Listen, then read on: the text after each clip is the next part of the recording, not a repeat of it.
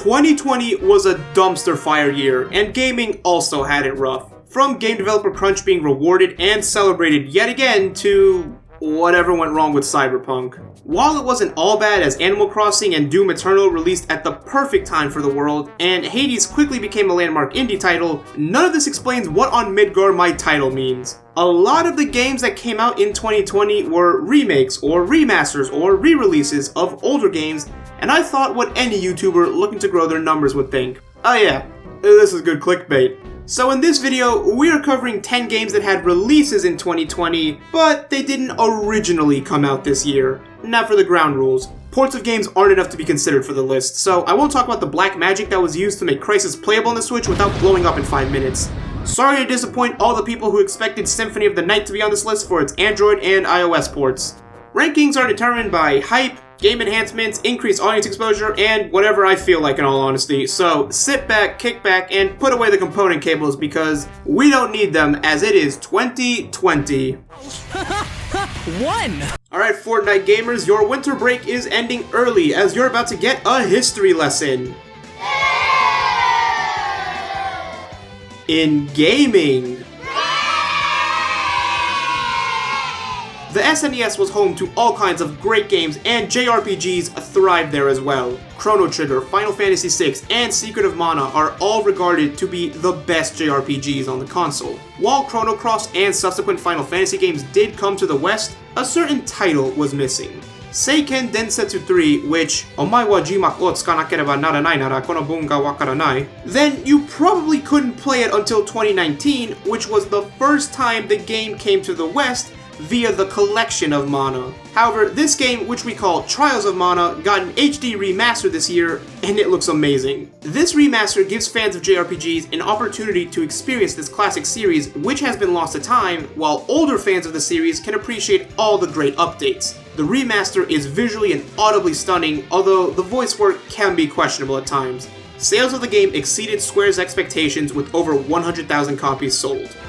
Now you remember what will happen to dear Jessica if I die. Skateboarding isn't as popular as it once was, but there's no denying the mass appeal it had in the late 90s and early 2000s, and that's because of skateboard legend Tony Hawk. The Tony Hawk games are iconic for any 2000s kid, and the second game in the series is the second highest rated game on Metacritic. Are the Tony Hawk games truly that good? I mean, I'm not gonna sit here and act like Tony Hawk is better than Breath of the Wild and GTA 5, although Tony Hawk Pro Skater 1+2 took everything great of the original tetralogy, left the bullshit 5 brought at the door, and has made a truly polished skateboarding game that improves over the original while adding so much content. There are over 700 challenges and hundreds of cosmetics you can get with 0 microtransactions attached to them. Tony Hawk Pro Skater 1+2 sold over 1 million copies within its first 2 weeks of release.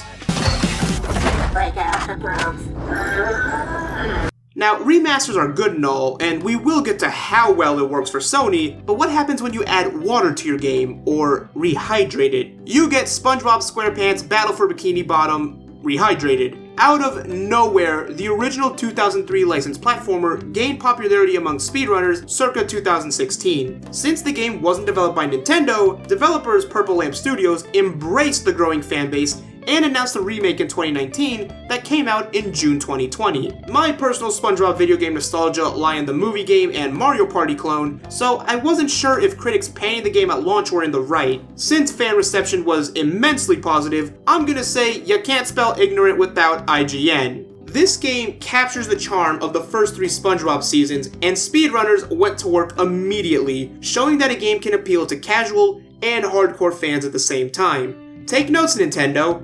You can make money without being killjoy assholes. As of August 2020, Rehydrated exceeded expectations and managed to sell over 1 million copies. And oh my gosh, you're bald! I've always been bald, but now I'm stung all over. Perhaps the most out-of-nowhere reveal on this list is Pokemon Mystery Dungeon DX, a remaster of the original Pokemon Mystery Dungeon game, a series considered dead as Pokemon spin-offs nowadays are crappy mobile games. The series sold over 10 million copies with its DS entries, but sales declined on the 3DS. Hope was restored in January 2020 with the announcement of this game not even 2 months before its release date. Fans loved the art style and updated mechanics, which offered a chance to re-experience what was probably their first roguelike. Meanwhile, IGN reminded us that it can't find a single person in its company who likes these games to review them. Pokemon Mystery Dungeon DX sold 1.26 million copies within a month of its release, surpassing the lifetime sales of the previous two entries of the series.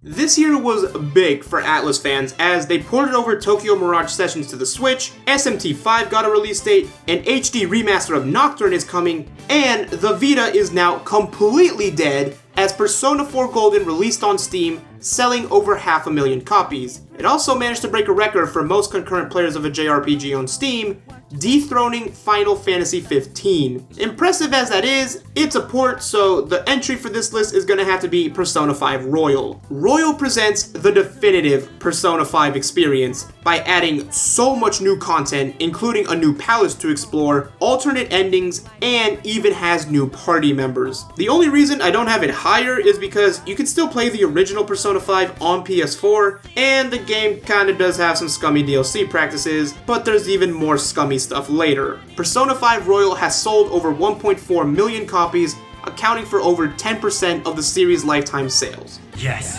before that happens, we will take this country. Now we're not done with JRPGs, as next up we have the cult classic turned series staple from the Wii, which most people didn't know about until Shulk was put into Smash, Xenoblade. Hardcore JRPGs didn't mesh well with the casual Wii demographic, and Xenoblade almost ended up like Trials of Mana as a Japanese exclusive. Thanks to Project Rainfall, a fan-led campaign that ran in the early 2010s, it and two other JRPGs were localized in the West, and since Xenoblade now has a spin-off title and sequel on Switch that sold over 2 million copies, you'd think Nintendo would have learned to listen to its fans by now. With Xenoblade no longer limited by the Wii hardware, fans of the sequel can enjoy the original title in the series, and OG fans can enjoy the updated visuals and phenomenal British voice acting that still holds up and brings life to one of the best stories in any JRPG. There's also an additional campaign that's meant to be played after you finish the main story, which gives old fans a new reason to play this game as well.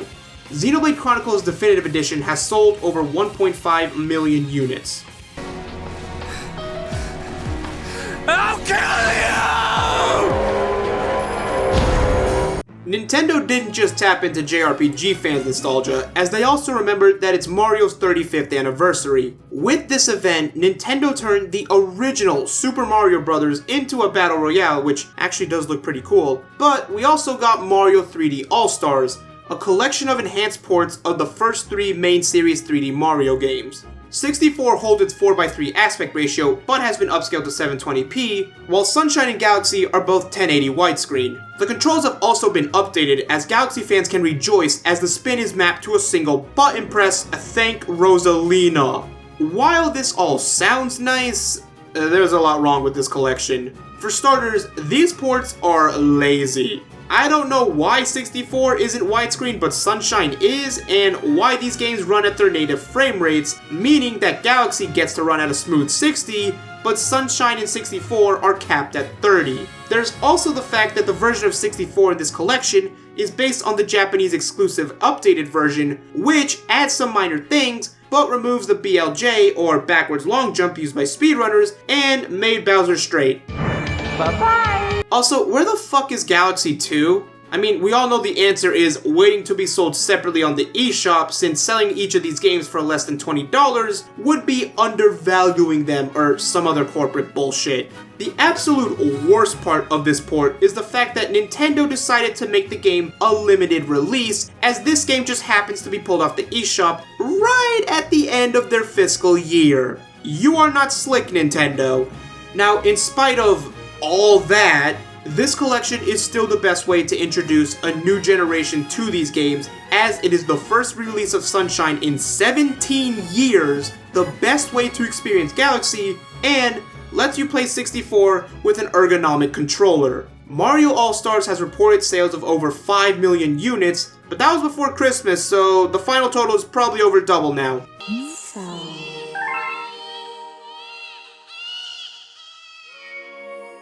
Now I hope you got yourselves a PS5, because next up is Demon's Souls, or your reason to own a next-gen console. aside from bug snacks. We are in the early days of the new console generation, but there's a lot to look forward to on PS5. There's FF16, Far Cry 6, Horizon Zero Dawn is getting a sequel, Ratchet and Clank get a new game coming out this year, RE8 is coming soon, and then there's God of War Ragnarok. Demon's Souls stands as one of the few PS5 launch exclusive titles, but it's the original Souls game. I'm not a Souls guy myself, but I can't ignore the legacy this franchise holds. People seem to love the game despite it being different from what the genre has now become, and I'll take that as a good sign of what's to come to Kaiba Corp. I mean the PS5.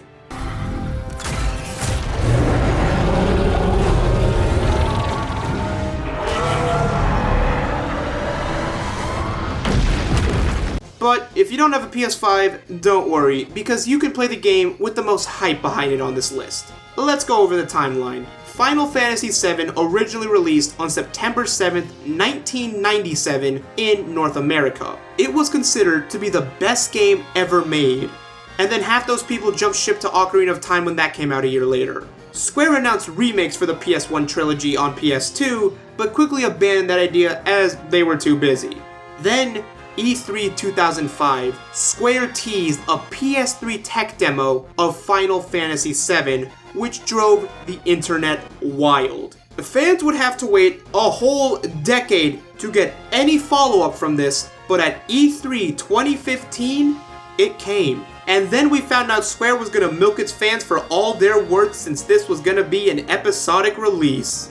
After waiting another 5 years, just for episode 1, it got delayed again to many an Animal Crossing fans' excitement, but the game finally released, selling over 3.5 million copies in just 3 days. Some fans are worried about the story as it is not a one-to-one retelling, but this game was recently trending on Twitter, with most of those tweets being about how this game was those people's game of the year. So, yeah, I think it succeeded. As of August 2020, Final Fantasy VII Remake has sold over 5 million copies. What do you think would suit me, huh? Now, if you're wondering what could be the hype beast that was FF7 Remake, I was going to take the piss out of Cyberpunk 2077 for being a 2021 game that released in 2020, but there's an even bigger game to talk about. Come on, people. You should already know that the best game of 2020 that didn't originally come out this year is Among Us. The game didn't even come out in 2019. It came out in 2018 for mobile and had an average player base in the double digits. Little did developers Innersloth know that they had a juggernaut in the works as we skip ahead to September 2020, where the game had over 400,000 peak players on Steam, which doesn't take into account the massive mobile player base, considering they are playing the game for free. According to the dev team, the game is even more popular in Brazil and South Korea than it is in America. Among Us was truly a worldwide phenomenon that brought people together to play some good old-fashioned Mafia. Or Werewolf if you're a weirdo who calls it that. Now I'm just waiting for YouTubers to remember that Gary's mod exists and transition back to TTT and prop hunt videos. I give it a few months before it happens. Thanks for watching the video. Now, before you abandon this channel and never come back because it's full of weeb shit, you mind hitting that like for me? It helps out and shows me that you actually made it this far and probably enjoyed the video. I'm going to change the direction of this channel going forward, as I think I'm going to ease up on the top 10 list and do videos on more general gaming stuff I like, as it seems to do better. However, a lot of it's going to be on weeb shit, which does take a long time to make. Anyways, hope to see at least some of you in the future, and just promise me you won't go around pretending like you're going to actually stick to your New Year's resolutions this year. At least this time, you have a valid excuse to not sign up for that gym membership you just abandoned in 3 weeks anyways. Alright, peace!